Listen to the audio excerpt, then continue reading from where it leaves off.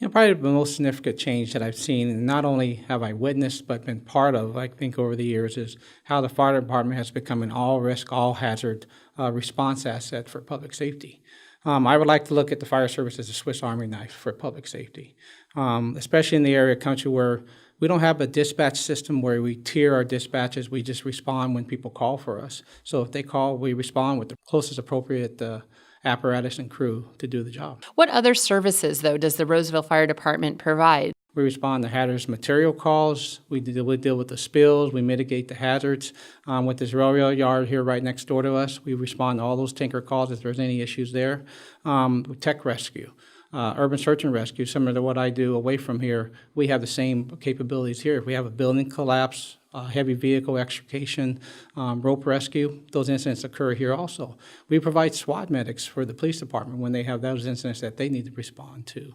We provide public education, community outreach for seniors and for children throughout the year. We also have our fire and life safety program. People don't realize that we do the fire prevention, code enforcement, inspections of fire safety systems and chemicals, places that have chemicals that are hazardous to life and safety for our residents.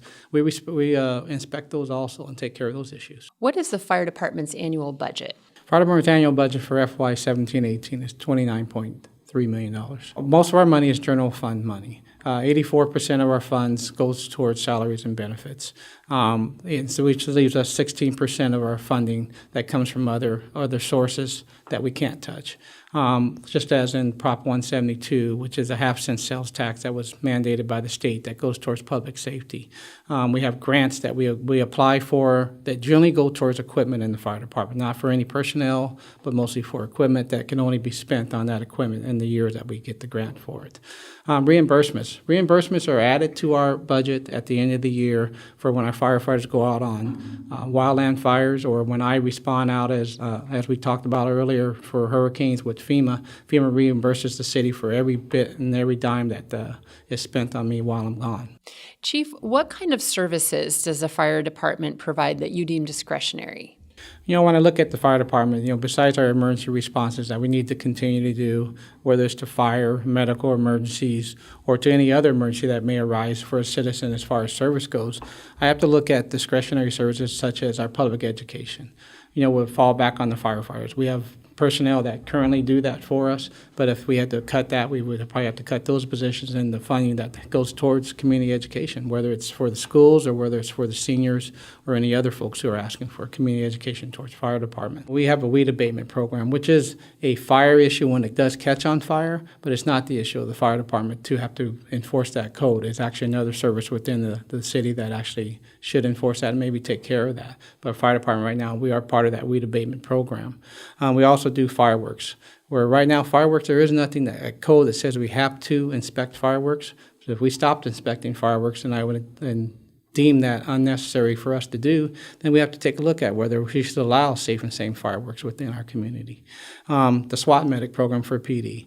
We'd love to provide that service for our public safety partners, but that does come at a cost. We will probably have to discontinue that program, working with our police department partners, and they have to go elsewhere to get their membership to be able to be covered. Looking at accreditation, we are one of only 22 accredited fire departments in the whole state of California, and which is a pretty good measurement of what we do day in and day out. And yearly, we take a look at ourselves and we make sure that we're doing the things most efficient way. Well, we would stop doing that program and paying the fees towards that, which also gave us the opportunity to become rated at, increase our rating for the ISO, which is the insurance service organizations, which does affect our own community's insurance rates. I would also stop emergency preparedness. We are overseeing the emergency preparedness piece, or the Emergency Operations Center for the city, where we plan for major events that could happen in the city, such as the event we had here a few months ago as far as the protests that came to the city, and we had to oversee what was going on there and plan for that. Or if we had a major event here like is flooding or something that would occur, we don't want to have that, the services that we can provide. What are some of the issues you see on the horizon for Roseville? One of the other areas that we need to prepare for and look at is, without the proper funding, would also be the building of the new fire stations for the communities as Roseville keeps building to the west. And then the impact that it has on the current fire stations and fire crews here to be able to respond further west or further north in the city, which increases our time to get to that emergency, that we could have an impact.